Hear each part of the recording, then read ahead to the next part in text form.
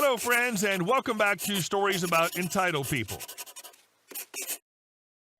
Let's start our video with a story in which our OP encountered a foreman who had a particularly rigid way of managing his crew.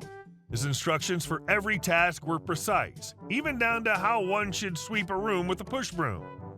But before we begin, best way to support our channel is to leave comments, like, and subscribe with the turned on bell so you don't miss the new video every single day. Here we go. You want the lights to take 15 minutes each to put up? I'll take 15 minutes per light then. A few years ago, I was electrical apprentice in California. We had one foreman who was a particular kind of anal. If he wanted you to use a push broom to go sweep a room, you had to do it in big strokes, not small ones. So one day he comes to me and my journeyman, and he goes, I need you to put in T1000s in all these rooms. Should take 15 minutes per light, that's what the box says, so this will keep you busy for the day. We get to putting the lights up and find that even in my first year can install these things in like 7 or 9 minutes, so we knock out like 5 or 6 each in the first hour. The foreman comes by and screams, WTF, I told you it should take 15 minutes per light. Journeyman, well, they were really simple, so we were able to get them knocked out pretty quick so far. Foreman, no, I wanted to take 15 minutes per light, no excuses. I promise you he said that verbatim. So he storms off, my journeyman looks at me and goes, well, back to work then. Then about 5 minutes later, he finishes his light, I finish mine a few seconds later, and he goes, okay, timer still has 9.5 minutes, so we're just gonna chill for 9.5 minutes. We did this all the way till lunch came rolling around. The superintendent swung by to check on the job site, and we're just sitting there talking about sports. Guy comes up looking confused and mad as all hell. Superintendent, why the F are you sitting around and not working? Journeyman, well, the foreman told us it should take 15 minutes per light and that we needed to take 15 minutes per light, so we knocked out our light. Wait for the timer to run out and then start the next one. Superintendent, oh, what the F? Sorry, guys. When you come back from lunch, just knock him out as you normally would. I don't know why he wanted this way, but I'll fix it. The foreman got chewed the F out for it, and I learned a great lesson that day. Edit, for clarification, yes, working too fast can be detrimental to a job, but this was 2016 Hayward, San Jose, California projects. Our specific company had multiple bid projects set for that summer and next. So while yes, this could have put people of work yada yada in this situation, there was more than enough work and we could not get them done quick enough given they were considering working 5x10s for a few weeks. There are jobs that you can do chop without being a fire/health/safety hazard, and then there are jobs where you can't be rushed, but have to work slowly and make sure you do things right the first time around. And our second story. My driveway is not your guest parking. I get off work at 11 p.m., and once I got home to find a neighbor's guest parked in my driveway, I thought about calling a tow truck, but I was hungry and tired, so I blocked them in instead. I eat dinner and fall asleep around 2 a.m. I heard someone pounding on my door around 5 a.m. and yelling about work, but I was too tired to care, so I ignored it and went back to sleep. If you're going to park in my driveway, you don't move until I feel like you deserve to. I heard more pounding and yelling around 7 and ignored it again. I finally got up at 10, and I guess my neighbor saw me in the kitchen because he came over and started pounding on my door and yelling for me to move my car. Not my fault your friends are stupid. I ignored him again and continued about my business. I left for work at 2 p.m., and my neighbor started yelling about how I was a B for parking where I did, and it was my fault his friend was late for work. I'm standing there in scrubs trying to leave for my job at the hospital, and I told him that his friend was lucky I didn't have their car towed, and if I came home to a car in my driveway again, I was calling a tow truck. He got mad and was still standing there when I drove off. The car was gone when I got home, and it hasn't happened since. Love it. If you'd called a tow truck, then only the friend would have learned their lesson. Blocking them in and ignoring them taught all of them a lesson. And our next story. Steal a beer, go to the hospital. Couple of nights ago, I'm working as security supervisor at a nightclub. This joint is a busy one, but relatively little to no trouble as it's a niche crowd. Unfortunately, as it's the latest license in the area, we do get an influx of people around 3 a.m. that we have to screen for entry, as near all of them are not our core clientele. Some of them do slip through, and as such, the last half of the shift is invariably dealing with these people that don't abide by a strict patron code of conduct, thinking it's a normal nightclub. Anyway, the owner calls me up to the CCTV room. He's pretty hands-on bloke like me and points to one of the screens, clearly seen as some damn hipster leaning over a closed bar and helping himself to a tap beer about 10 minutes ago, whilst his girlfriend watched him laughing. He was wearing a pretty distinctive jumper. As such, he was easily spotted in another area. So my enforcer and I go for a chat. Roll up on the hipster, tell him he's to leave immediately. He's cool with it, as he was well within his cups and stoned out of his head. But I've only had 3 beers. Side note, never say this to a bouncer. 3 beers is always the default number people go to when they're lying about their intake, but asks why anyway. We inform him about his theft. He starts denying it. I pull up my phone, show him the recording I'd made off the screen upstairs, so he promptly shuts his mouth. He dug his heels in at the door, so we had to re-educate him on how to move forward. He's kicking a stink up when a devious little thought popped up. Mate, do you or have you ever worked in a bar? That's none of your business. True, but it's relevant for my next question. Do you know what tap line cleaner is? What?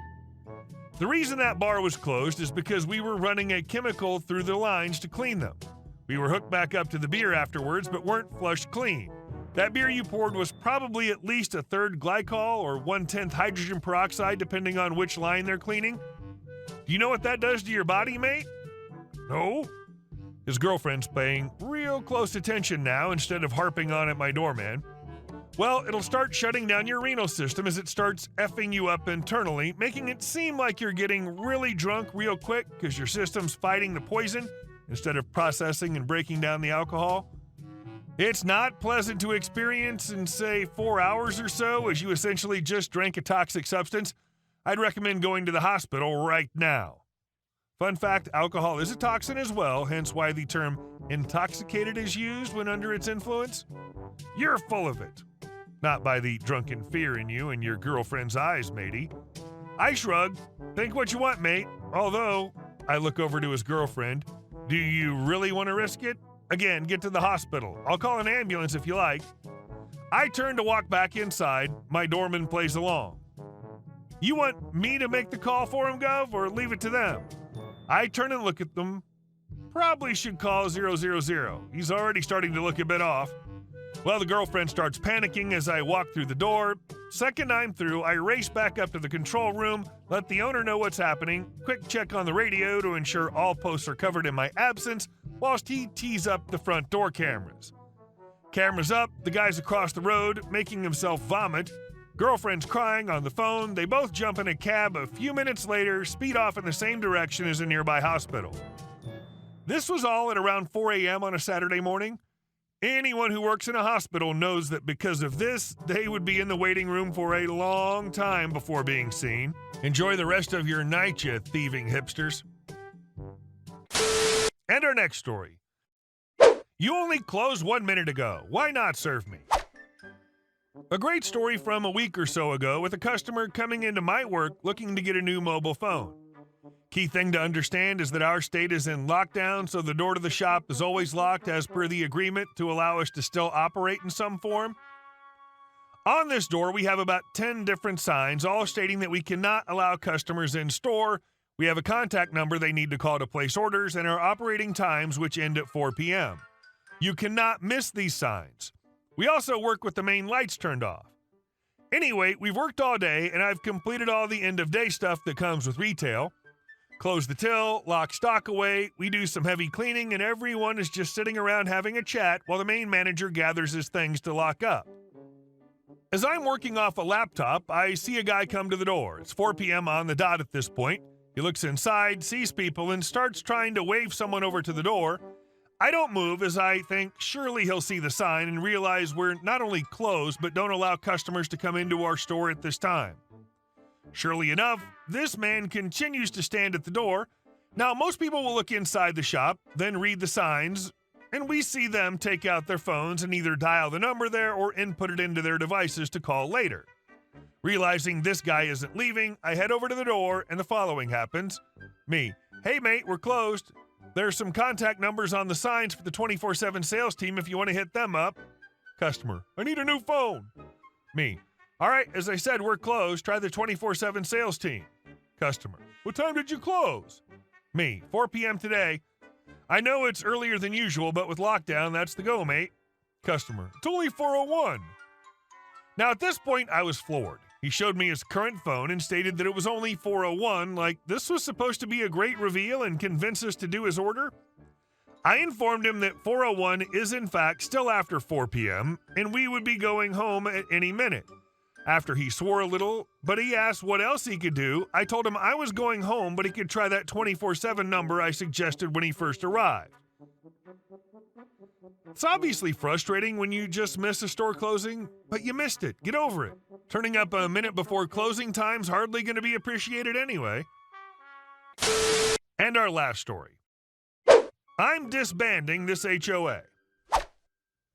My mom told me a great story of the vengeance one of her clients enacted after being harassed by a tyrannical HOA. The guy's a surgeon and very wealthy.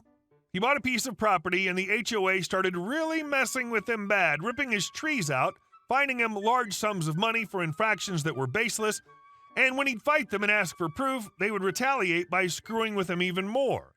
They fined him for the paint color of the house, which was already on there when he bought the property, so he paid to have the house repainted. Then they fined him because the mailbox wasn't the right color. The list goes on and on.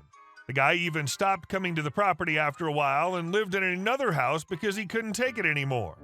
The pettiness and retaliation was becoming overwhelming, and he was done. The revenge.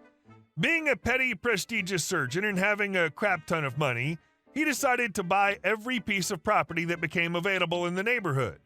The plot took over a year of buying property after property in this neighborhood. He would put them in names of different businesses he owned as to not raise suspicion. The HOA didn't even see it coming. He showed up to an HOA meeting where they were re-electing all the board members for the year to discuss a grievance he had about one of the many letters he'd received, fining him for yet another ridiculous violation. They basically told him to pound sand. He said something to the effect of, here's a list of all the properties I now own in this neighborhood, and that makes me the majority owner. I'm disbanding this HOA. They were stunned, but there was nothing they could do. He defeated them. When my mom told me this story, it really gave me a Justice Lady boner because of the heinous HOA that we grew up with. Hey guys, thank you all for watching the video. I'll see you in the next one.